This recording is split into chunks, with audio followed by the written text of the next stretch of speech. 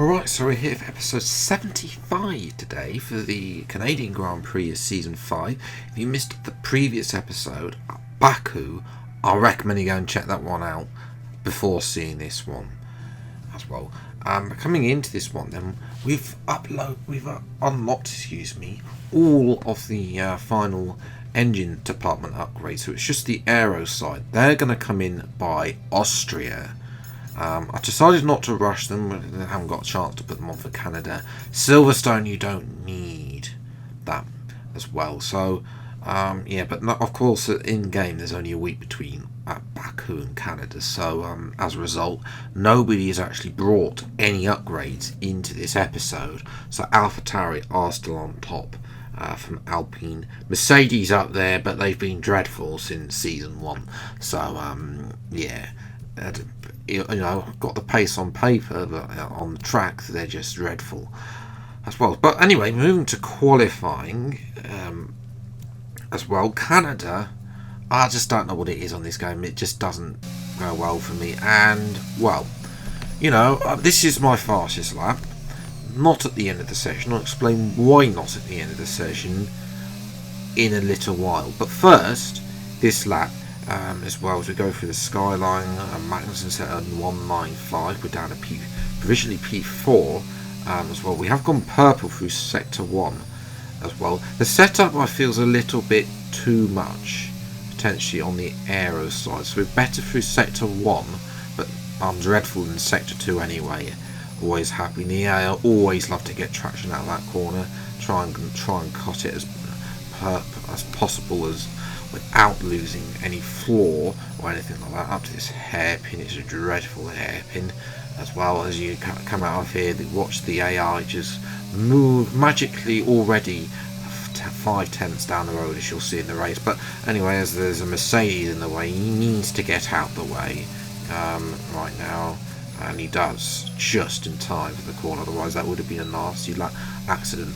As we keep to the right then, to the shortest route to the line, it's a 10th lap as well.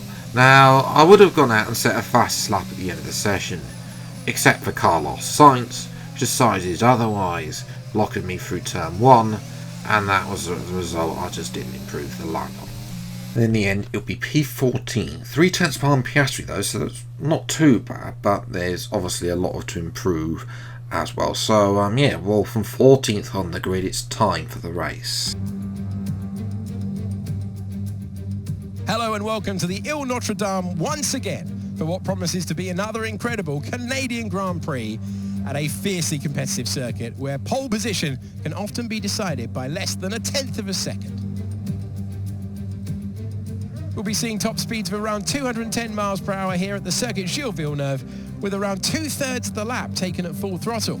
High-speed chicanes spell potential danger, especially at the infamous Wall of Champions, and watch out for overtaking into the hairpin at that final chicane.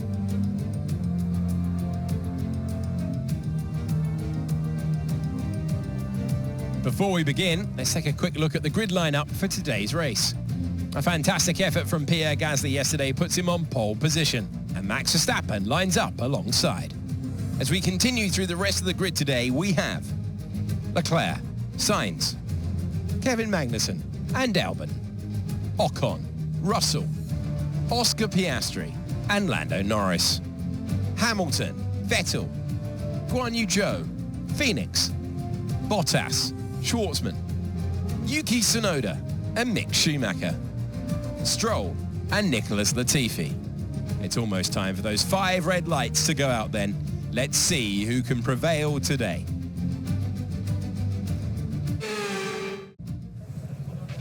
After the points finished last race, let's aim to keep that momentum going. Thanks, Mark. Hopefully we can have a good one. Episode 75, 25 to go to beat the magic 100 races, which I'm trying to get on this game, which will be a first on this channel as well. Race strategies are one stop, but we might as well try the medium to soft to try and do something a little bit different. So 5 red lights, the Canadian Grand Prix, and away we go. And compared to Joe, it's a great start compared to him. But then watch, he just managed to get that power in the second phase. The start at the inside between him and Vettel, oh so close making contact. We've got Zhou. Can we get Vettel on the exit here of turn 1 down to turn 2? No, Vettel out tractions. Of course he does. He's there. 122 shows there, but he gives us the space, and we're able to get past Petcher up to P13. Now we're going to double dive it. Can we get Hamilton? No, we can't. We can get Vettel up to P12 on the mediums already. This is a good start. Now we can move forwards. Did check for damage. Unfortunately, there's none. Now we're going to dive it down the inside of not one but 2 cars at the hairpin. Hamilton and Norris, my compatriots, fell asleep there, and we're up to P10 as well. You know, as the brakes, we haven't obviously, you know, they're still as terrible as they have been throughout this series as well. And now Norris and Hamilton are going to battle behind me, and they're going to get the slipstream on us. Well, where does this pace come from? Mercedes in a straight line. They should be nowhere near. And a McLaren Honda. They've been woeful in a straight line. How have they been able to get that close to the Porsche power, which has been the best engine throughout this career mode series? I do not know. That's something either they've managed to catch up, or something severely wrong with either the setup or this engine, or maybe the power unit, you know, because obviously I'm still using the first allocation of power unit as Hamilton has a go around the outside turn 1. Nothing doing there, but I'm still using the first column for all the power unit components, including the gearbox as well. So maybe a bit of wear leading to a down of power, I don't know. But anyway, Hamilton tries around the outside this time to find the corner. That's going to leave him vulnerable to Lando Norris in the McLaren, and Lando's going to go past. This is Honda versus Mercedes power as well, and Lando breezes past the DRS, but now Lando's are going to have a think about dying down the inside. We're going to cut him off. Don't want him going down the inside. Bolt trying to hold on for P10. Unfortunately, everybody. Oh, for goodness sake, Mark! What are you on, mate? You can't be recommending me the same strategy. I'm too busy. And while Mark was being an idiot and recommended the same strategy, Hamilton was going back round the outside of Norris at the hairpin. A lovely little move there by the 7-time world champion to get past there. But Lando has DRS down the inside for the McLaren, and Norris is back in front of Hamilton as well. The 2 Alfa Romeos there having a great time of spectating that as well.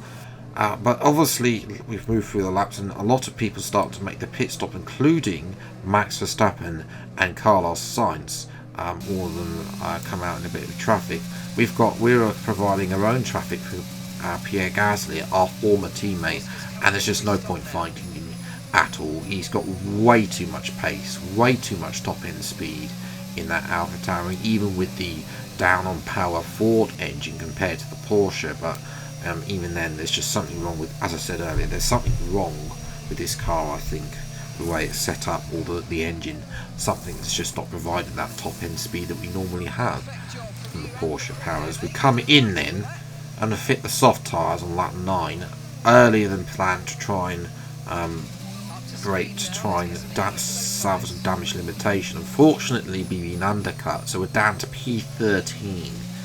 This is not good as well. Now we need to try and get past these 3 and try and salvage at least P10. That it has to be at least the minimum. Hopefully there's a safety car as well that can help us out potentially and give us a nice, you know, maybe catch up to Piastri or the guys in front of there. But we jumped to lap 12 and we're just getting fed up at this point of being stuck behind Hamilton, so we dive him we just get the elbows out and just dive him down the inside. You know, just look at the traction the AI have at the hairpin is absolutely disgusting. Like, they will out traction you and they will just run away out of that hairpin. It's just low speed corners. You're just unable to, you know, get an advantage. As we're going to try and cheekily watch this. I'm going to let Hamilton pass to get DRS, and then we're going to dive back at the hairpin again. Well, so he's 4 tenths behind, 3 tenths, 2 tenths, you know, and the same here, 1 tenth. He's closing in. He's got DRS, you know, but we had to cut him off there as well. And going to carry on here. You can see there, out of that corner as well. He's just look at the speed he has compared to us. We're going to dart down the inside, keep the position as well. There's a slight bit of contact there, and we go around the outside and keep now P12. But the points is over now. Look at the gap to Vettel and Norris. This is just for pride. But P12. This has been possibly the worst thing as Hamilton goes wide off circuit, and we've lost our front wing. So this race, well, it's the worst race for at least 3 seasons on this game for me. You know, the dominance that we've had in the McLaren and the Red Bull with the Porsche engine has come to an end clearly with the Williams car as well. But, you know, we tried to squeeze him. He went far too deep, and then just decided not to. Just decided not that I wasn't there when he came back on track as well. So yeah, we got no front wing, so I mean that's going to allow us Bottas to catch up, and then through the final corner we crash at the wall of champions.